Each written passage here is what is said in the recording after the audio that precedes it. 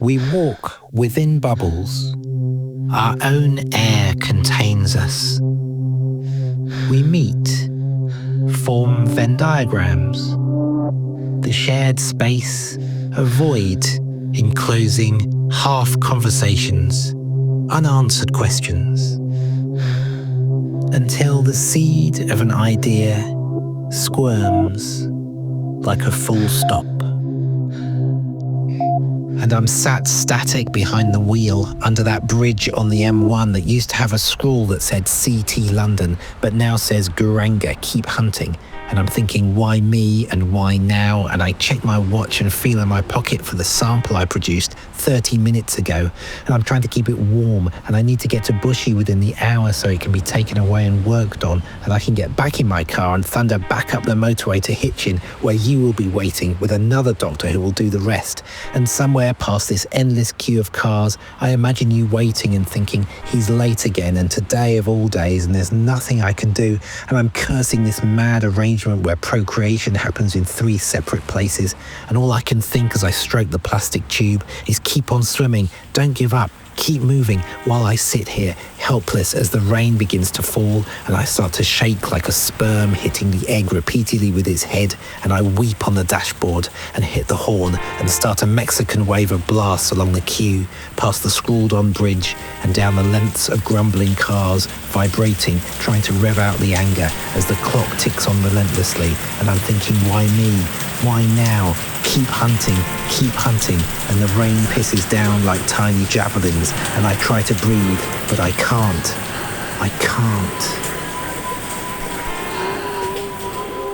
The end of term, a long dry spell. Someone gave you an orchid with 7 flowers. On the mantelpiece, each pink head seemed to loll its tongue, its mouth wide open, holding its breath, clinging to the stalk that drooped to the left. We fed the orchid, watered it, and then the good news came. The image showed a tiny dot. We encased our secret, spent those hot days trying not to spill. Every day another notch on the straining barometer. A hosepipe ban, and the garden was crying long, dry tears. It took 6 weeks for the first flower head to fall and the rain to come. The garden spread out like a swan, its wings drinking the air. August the 2nd, the day after our anniversary. No space in the car park, so we stop 5 minutes walk away by Sainsbury's. We are buoyant. First scan, 6 weeks. In the waiting room, I am all smiles. But you know, somehow. When the nurse finds nothing, you start to cry. I hear the words ectopic, emergency, the baby will be lost. Alone by Sainsbury's, I jerk open the door, scratch the neighbouring car. I slump over the wheel. You cannot see me like this. A tap, tap, tap at the window, like a needle being flicked before injection. An old man points at his paintwork. I cannot speak.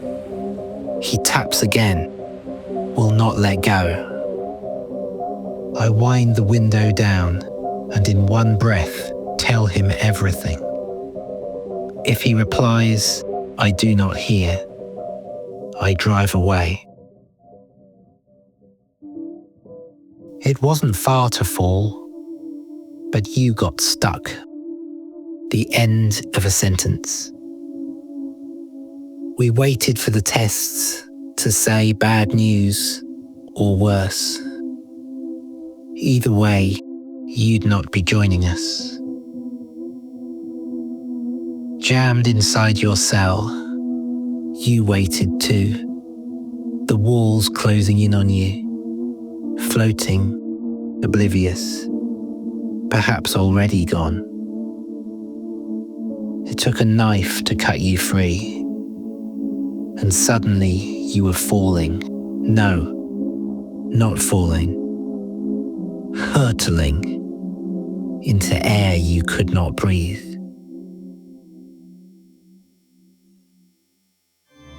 Just two of us in the waiting room, me clutching a cross of 6 white roses.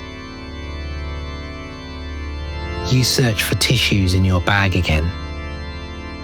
Should I have worn a suit? The coffin is 9 inches long. The smallest one they made, you say. We imagine how much space is filled. Prayers fall, dissipate. Outside, beyond flowers for others, a wall reserved for special service. Our cross and air. March the 8th, a would-be date when our ghost child is born. I didn't know, and in my bubble arranged to go away without you. When I told you, real anger, how could you even think? For me, the day was nothing, a non-event, hidden behind closed lids. Why fill the time with ifs when I could be elsewhere, creating new shapes? You, at home, conjure up the soft, slow drip of absence. 8 a.m. No sun, ash sky, train tracks, and my neighbour's headphones leaking tinny drum and bass as you are jammed between commuters, your arms pinned, red-faced, trying not to cry, for blood tests, misplaced information, the weeks and months ahead. Today, I smell everything. Strepsils, curry, fresh paint, the still air on the bus. A woman boards, a sign around her neck claiming Jesus is our saviour. We move off as an ageing Rastafarian on the street stumbles, lugging a huge white wooden cross. I take your hand. The sun appears at noon. We have been deferred, referred. Talk now of dining tables, new shoes, pints of milk.